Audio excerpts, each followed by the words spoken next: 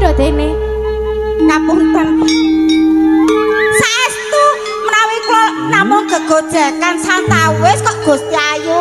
Heeh, Biong. Lah iki aku wis mangerteni panjenengan Gitu. ki amung paring pangliburan karo atiku kok Kang Mas Panji Asmara Bang. Nek boten enten ngeten iki lak sepi dateng Taman Sari. Kene ya iki.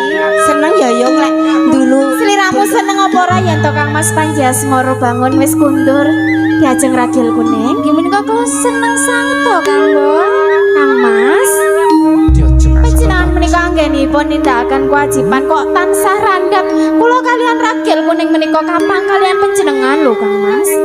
ngene lho diajeng kadang kuragil kuning Nggih Kang Mas.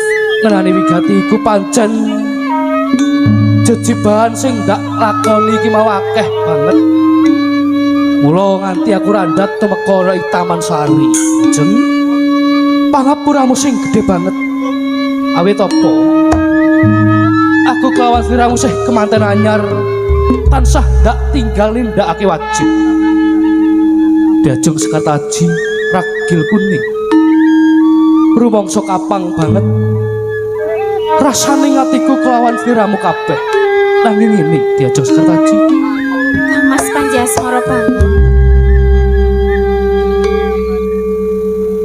pancen ratak selaki sayah banget jiwa kelawan ragaku sak wising aku nindakake wajib Inggih.